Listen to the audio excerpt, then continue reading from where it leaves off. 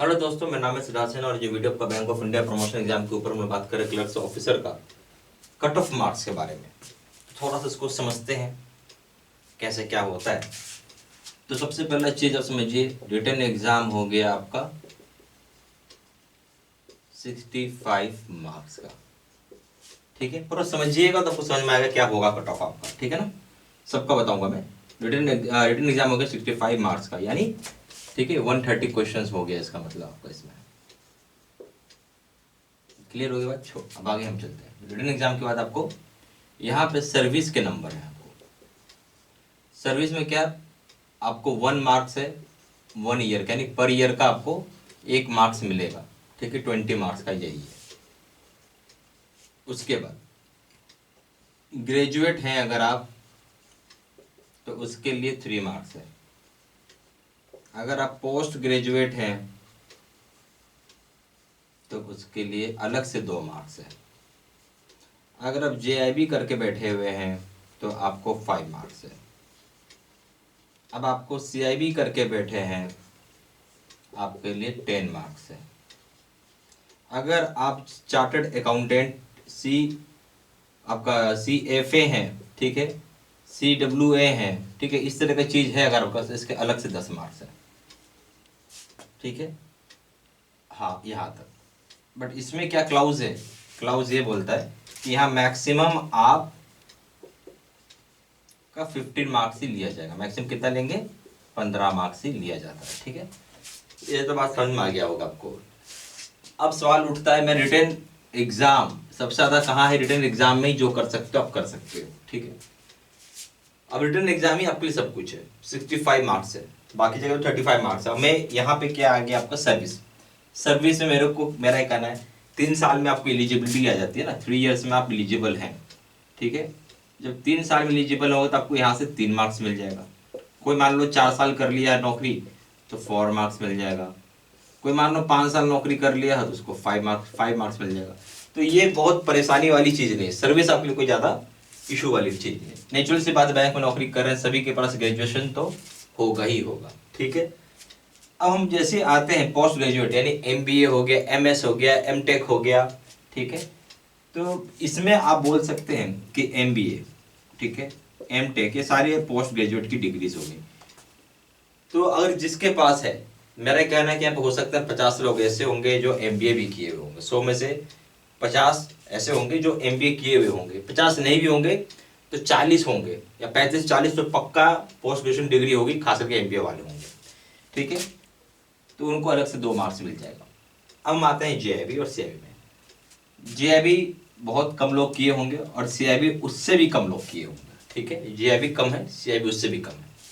मेरा ये कहना है कि अगर एक हम एनालिसिस करते हैं, 10 लोग हैं अगर आपके पास, तो मान लीजिए JIB करने वाले शायद उसमें से, मुझे ऐसा लगता है क्योंकि हम लोग करते हैं एनालिसिस, तो मान के चलिए कि 5 लोग JIB शायद किए होंगे।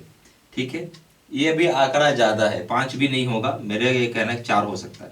चलिए मान लेते हैं, लेट सपोज कि 5 होंगे JIB किए हुए। CIB किए हुए और कम हो जाएंगे, वो घट के 2 हो जाएंगे। मुश्किल से 2 लोग होंगे CIB 10 में से। और JIB का भी आंकड़ा ही ज़्यादा है, 5 नहीं होगा, 5 से भी कम होता है। सारे लोग JIB नहीं किए हुए। और CFA और CWA वाला बैंक में नौकरी करेगा ही क्यों, उसके पास तो ऑलरेडी दुनिया भर की ऑप्शंस होती हैं। तो मैं इसलिए इसको एलिमिनेट कर देता हूँ, हटा देता हूँ कि चार्टर्ड अकाउंटेंट शायद ही कोई, मैं शायद ही बोल रहा हूँ, चार्टर्ड अकाउंटेंट कोई होगा बैंक में जो क्लर्क की नौकरी करेगा। ठीक है, बहुत मुश्किल, बहुत रेयर है ये। ठीक है, क्योंकि उनके पास खुद ही दुनिया भर की जॉब होती है। चार्टर्ड अकाउंटेंट देश में right from independence till today अभी तक मुश्किल से 3 लाख से भी नहीं है हुए हैं अभी तक। तो चार्टर्ड अकाउंट खुद बहुत बड़ी, बहुत टफ डिग्री है। वैसा डिग्री लेके बैंक में कोई क्लर्क की नौकरी बहुत ही रेयर है कोई करेगा। इसलिए मैं इसको हटा देता हूँ, ये कोई काम का नहीं है आपके लिए। ठीक है, इसको आपके फाइट में नहीं है। आपको क्या है, सर्विस कर लिया तो हमें 3 नंबर मिल गए यहाँ से। ठीक है, मैं एक मिनिमम लेके चल रहा हूँ और ये 3 नंबर मुझे आ गए हैं ग्रेजुएशन की। कितना हो गया, 6 मार्क्स। समझिए बात, मुझे, मेरे पास कुछ भी नहीं है ना, मेरे पास मान लीजिए ना JIB है, ना मेरे पास CIB है, ना मेरे पास पोस्ट ग्रेजुएट है। मेरे पास मात्र 6 मार्क्स है। अब मुझे बताइए क्या कट ऑफ लाना होगा। ठीक है, इस बार क्या प्रॉब्लम है, मैं आपको इशू थोड़ा समझाता हूँ तो समझ में ज्यादा आएगा। इशू या प्रॉब्लम क्या है इस बार, सीट यानी जो वैकेंसी आई है वो कम आई है। ये सबसे बड़ी प्रॉब्लम हो गई आपके लिए। यानी जो वैकेंसी है बहुत कम आई है, 532 के आसपास या 36 होगा, जो भी हो ऐसा कुछ वैकेंसी आएगा, 532 536 जो भी हो, ऐसा कुछ लमसम में आपका वैकेंसी है। एग्जैक्ट वैकेंसी मुझे नहीं सही से याद है, पर ये 530 के आसपास में, 532 हो या 36 हो, जो भी हो, ठीक है। तो वैकेंसी कम आई है अगर आप कंपेयर करते हैं लास्ट ईयर से, ठीक है, एंड अगर लास्ट ईयर से करते हैं, लास्ट ईयर का मतलब है आप यहाँ कंपेयर कर रहे हैं 2022 से 2021 से, तो आपको दिखेगा सीटें काफी कम हो गई हैं। पहले सीट कहीं कहीं 1700 सीट भी, मैंने इसी बैंक में 1700 की वैकेंसी देखा है। अब 1700 की वैकेंसी में आपके लिए फाइट आसान हो जाएगा, 500 की वैकेंसी में फाइट टफ हो जाता है, ठीक है, समझ रहे हैं बात।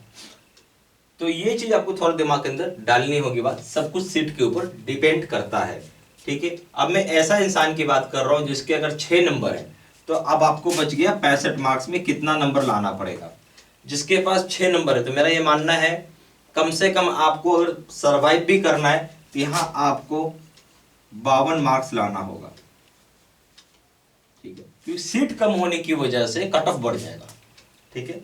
50 से 52 मार्क्स अगर आप लाते हैं तो आप गेम में रहेंगे, ठीक है, आप गेम में हैं, क्योंकि यहाँ पे समझिए एक बात, किसी प्रकार का इंटरव्यू भी नहीं होता है, ठीक है, नो इंटरव्यू है, तो आपका जो कुछ भी है सब कुछ रिटन एग्जाम ही है। तो अगर आपके 6 नंबर पहले से हैं, ठीक है, जो आपको मिलना है, ग्रेजुएशन के मिल जाएंगे 3 नंबर, और एक नौकरी के 3 नंबर तो मिलने ही मिलने हैं, ये आपको मिलना ही मिलना है बाय डिफॉल्ट। तो मैंने एक रख दिया कि 50 से 52 नंबर आप रिटन एग्जाम में लाते हैं तो बहुत चांसेस है आपका होने का। पर इसको मैं सीट, देखिए क्या है, सब कुछ सीट के ऊपर है, तो आप ये मान के चलिए कि 50 से 52 नंबर रहेगा तो आप एक सेफ बेट पे हो सकते हैं। हालांकि मेरा जो ये कहना है कि आपको इस सिचुएशन में थोड़ा नंबर और, क्योंकि देखिए जो लोग सीआईबी करके बैठा हुआ है, जिसके पास पोस्ट ग्रेजुएशन की भी डिग्री है, पोस्ट ग्रेजुएशन के तो बहुत लोग मिल जाएंगे आपको बैंक में, ये जिसका 2 हो गया तो सीधा सीधा 12 नंबर आपसे जंप कर गया हो, 12 नंबर मतलब मायने रखता है आपको, ठीक है। तो उस सिचुएशन में एक अगर पूछे कि मैं पक्का बताओ भाई मुझे कहां इतना नंबर आओ तो मैं निकल जाऊं, मेरा ये कहना पक्का अगर आप समझते हैं तो कम से कम 55 नंबर से लाना होगा आपको, ठीक है। ये 55 मार्क्स अगर आप लाते हैं तो मतलब मेरा ये कहना है कि यस आप सिलेक्ट हो जाएंगे, यस आप सिलेक्ट हो जाएंगे 55 नंबर लाते हैं तो। और आपको अलग से उस केस में जहां आपके पास 6 मार्क्स मिले हुए, 6 मार्क्स है ना, तो यानी आपका ये समझ के चलें कट ऑफ कुछ नहीं तो 61 आउट ऑफ 100 होना चाहिए, ठीक है। लास्ट टाइम कट ऑफ कम गई थी, उससे पहले और कम गई थी, ठीक है, क्योंकि सीटें ज्यादा थी, सीटें कम होगी तो कट ऑफ बढ़ जाता है। और आपको सेफ्टी लेना है, 55 मार्क्स आपके लिए बहुत सेफ जोन है ये, ठीक है, ये मैं ये बोलूंगा सेफ जोन है आपका। और ये थोड़ा सा ठीक है, इसमें भी आइएगा तो भी चांस, इसमें बोलेंगे हम चांस है, ठीक है, और इसमें बोलेंगे हम सेफ जोन है। उस हिसाब से आप नंबर, अब जितना नंबर ज्यादा आएगा उतना नंबर घटा दीजिएगा, ठीक है। अब भाई जो सीआईबी करके बैठा है विथ पोस्ट ग्रेजुएशन की डिग्री है, और 12 नंबर कम लाए, 40 नंबर लाएगा तो भी काम हो जाएगा उसका, 40 नहीं तो मान के चलिए आप 42 नंबर भी लाएगा, 42 नंबर भी लाएगा तो भी निकल जाएगा, ठीक है, क्योंकि सीआईबी की डिग्री है, उसको नंबर दे रहा है, 10 नंबर का बोनस दे रहा है, प्लस आपको पोस्ट ग्रेजुएशन करके बैठा तो और 2 नंबर एक्स्ट्रा मिल जा रहा है, उसको बोनस है जो आपके पास नहीं है।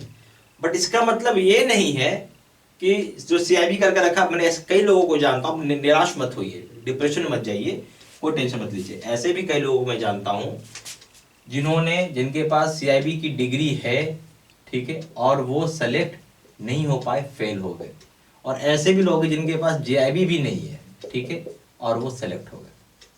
ये प्योरली डिपेंड करता है आपने रिटन एग्जाम को कैसा लिया है, आप इसको लाइटली लेते हो या अच्छे से पढ़ते हो आप, ठीक है, सबसे बड़ा चीज है।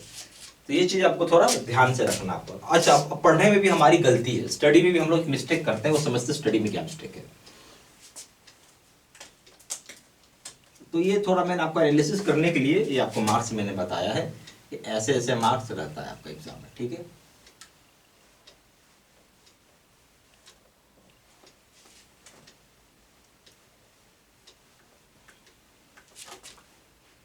पहला चीज तो आप समझिए कि एग्जाम जो होगा कंडक्ट कौन करेगा, वो पहला तो मिस्टेक बहुत लोग समझते हैं बैंक ऑफ इंडिया, गलत जवाब है, आपका एग्जाम आईबीपीएस लेता है, ठीक है।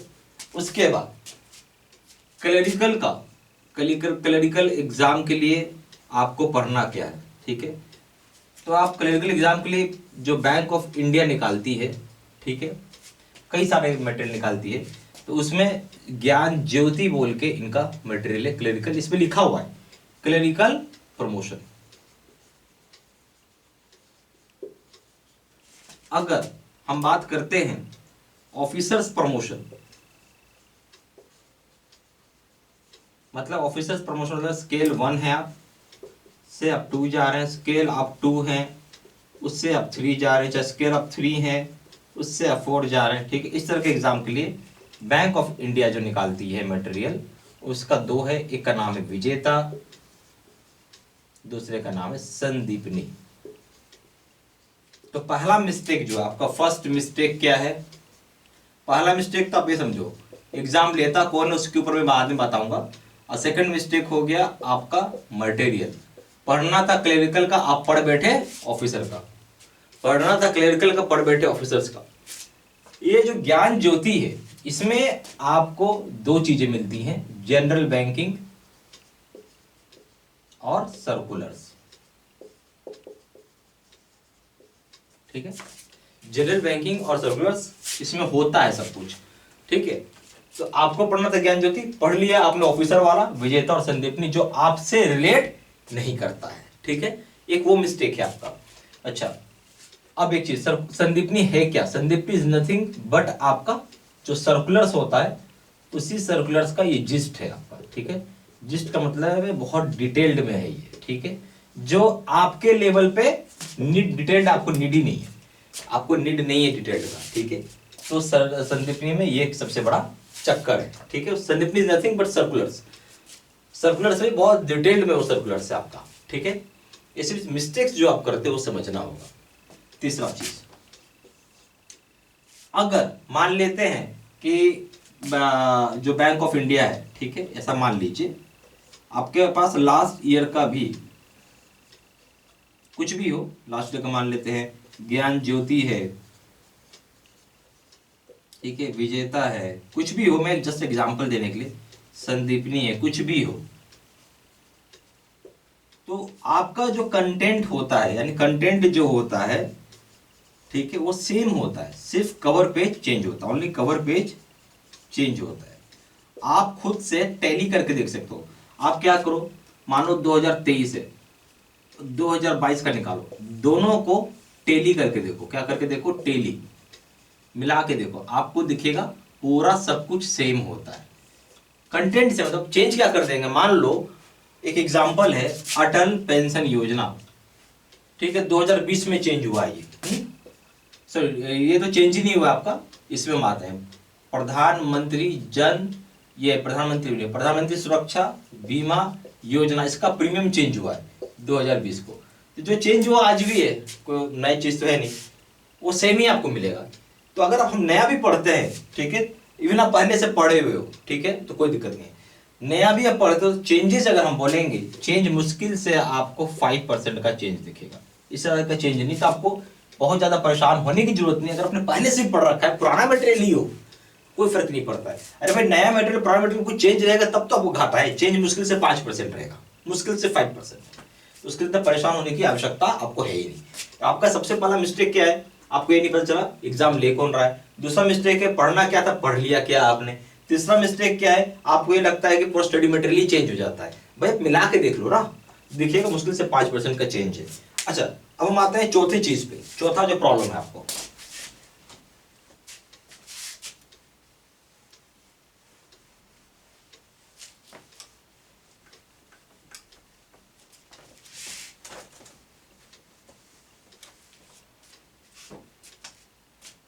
चौथा जो इशू है, हमारा एग्जाम ले कौन रहा है, आईबीपीएस। तो क्या आप आईबीपीएस के अकॉर्डिंग स्टडी करते हैं, आईबीपीएस के हिसाब से पढ़ते हैं? आप नहीं पढ़ते होंगे, ठीक है। आईबीपीएस को आपको क्या लगता है, आईबीपीएस बैंक ऑफ इंडिया का स्टडी मटेरियल से पूछेगा? नहीं, ये प्योरली रॉन्ग है, प्योरली रॉन्ग है, ठीक है। Bank of India of course sorry IBPS जो ऑफकोर्स बैंक ऑफ इंडिया से ही पूछेगा, पर ये कह दें कि आईबीपीएस बैंक ऑफ इंडिया का स्टडी मटेरियल सब कुछ पूछेगा तब गलत है। ठीक है, मैं यहाँ पर आपको एग्जाम्पल देकर समझाऊंगा। ठीक है, अब आईपीएस ले रहा है एग्जाम, स्टडी मटेरियल तो बनाया किसने? Study material bank of India का बनाया किसने? बैंक ऑफ इंडिया का एसटीसी ने बनाया, जिसको हम स्टाफ ट्रेनिंग सेंटर बोलते हैं, उसने बनाया है मटेरियल।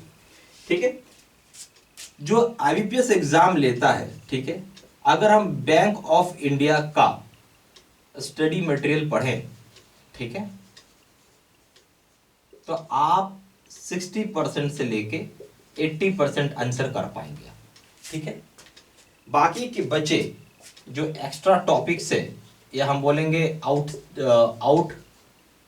आउटसाइड बीओआई का जो मटेरियल है, मैंने बीओआई के मटेरियल से बाहर का चीज पूछ लिया, वहां पे आप समझे 20% से लेके 40% का सवाल आता है, और ये रीजन है जिसकी वजह से लोग फेल कर जाते हैं या हाई स्कोर आप नहीं कर पाते। फेल कर जाते हैं, क्या बोल सकते हैं, फेल नहीं बोलेंगे हम इसे, हम बोलेंगे हाई स्कोर नहीं कर पाते।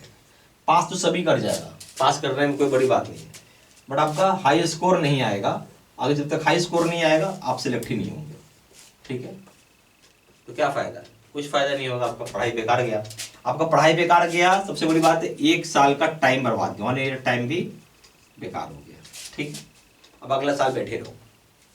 तो प्लीज इस बात को ध्यान रखना है, अगर आप एग्जाम की तैयारी कर रहे हैं तो आपको ये सोच के तैयारी करना है कि मेरा होना ही होना चाहिए। तो ये चीज जानना जरूरी है। चौथा मिस्टेक है जो लोग करते हैं, वो ये समझते हैं बैंक ऑफ इंडिया लेता है, जो कि लेता ही नहीं। बैंक ऑफ इंडिया लेता था आईबीपीएस है। आपके bank of India study material पढ़ के चले जाओगे तो 60% से 80% के रेंज में बना पाओगे, जबकि एक्स्ट्रा आउटसाइड का क्वेश्चन आता है जो 20 से 40% होता है। ठीक है, वो आपको करके नहीं जाओगे, कोई मतलब ही नहीं है आपका तैयारी का। ठीक है, इसलिए मैंने आपको ये सारी वीडियो बता के आपको समझाने का प्रयास किया है। और एक चीज और,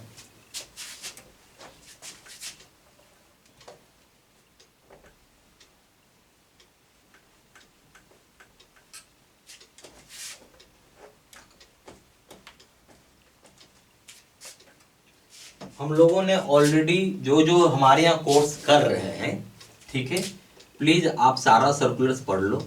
ये ऑलरेडी अपडेट किया हुआ है आपका 3 सितंबर को 2023 को ये अपडेट किया हुआ है। और जो जनरल बैंकिंग है ये भी इसमें पूरा अपडेटेड है। तो आप प्लीज़ ये करके, जनरल बैंकिंग मतलब यहाँ पे ज्ञान ज्योति, ठीक है, ये पूरा अपडेटेड है, इसको आप करके जाओ, पूरा पढ़ो। ठीक है, प्लीज़ पढ़ के जाइए। जो लोग कोर्स करना चाहते हैं वो कोर्स भी कर सकते हैं। हमारे पास बैंक ऑफ इंडिया का 0 to 1 का प्रॉपर स्टडी मटेरियल होता है। ठीक है, और यहाँ पे क्या होता है, सारा का सारा रिकॉर्डेड वीडियोस होता है, जिसको कि आप वॉच कर सकते हैं एट एनी टाइम, जब आपको समय मिले अपने देख लो, सुबह शाम रात दोपहर। ठीक है, जब आपको इच्छा हो। ठीक है, इसको रहेगी बात एक्सेस कैसे करेंगे, बहुत सिंपल है। आप इसको एक्सेस वेबसाइट या फिर पोर्टल से कर सकते हैं। आपको करना कुछ नहीं है, आपको सिंपल सा अपना यूजर नेम और पासवर्ड डालना है, जो कि आपके ईमेल आईडी पर आया हुआ होगा। ठीक है, ये सिंपल सा चीज है। अब हम आते हैं इसकी कोर्स कंटेंट के ऊपर।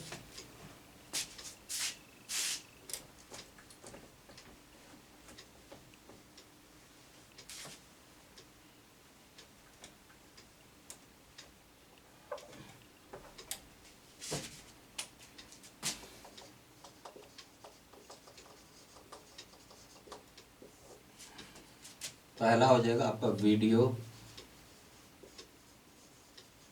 लेक्चर कोर्स, दूसरा हो जाएगा आपका सर्कुलर्स के वीडियोस, तीसरा हो जाएगा आपका ज्ञान ज्योति का वीडियोस, चौथा हो जाएगा आपका नोट्स पीडीएफ में विजेता का वीडियो,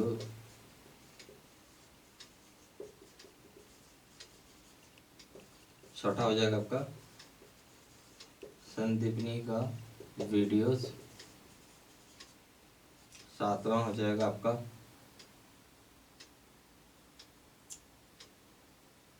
यहाँ पे नो योर BOI का वीडियोस 8वां हो जाएगा आपका क्वेश्चन आंसर डिस्कशन वीडियो।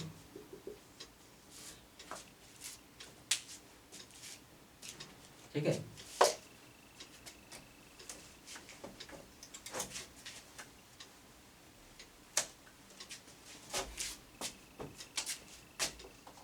नौवां हो जाएगा आपका क्वेश्चन बैंक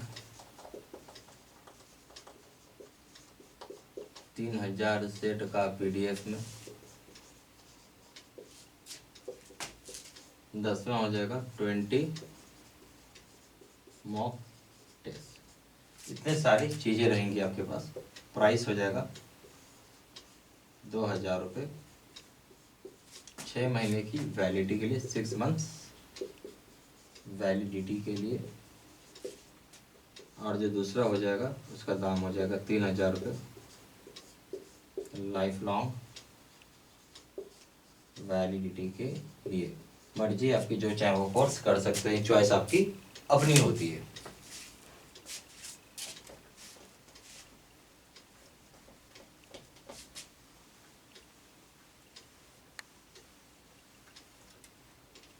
फिर भी कुछ डाउट हो तो उस संदर्भ में आप फ़ोन करके पूछ सकते हैं। कॉलर्स नंबर हो गया 4 × 9 6 8 5 1 2 7, या फिर वेबसाइट पर जा करके उधर से आप हमें ऑनलाइन पेमेंट भी कर सकते हैं। हमारा वेबसाइट हो जाएगा www.jaiibcaiibstudymaterial.com। ईमेल ID हो जाएगा sidsinha123@gmail.com। सारा इन्फॉर्मेशन इसी वीडियो के डिस्क्रिप्शन बॉक्स में डाला हुआ है। Thank you very much.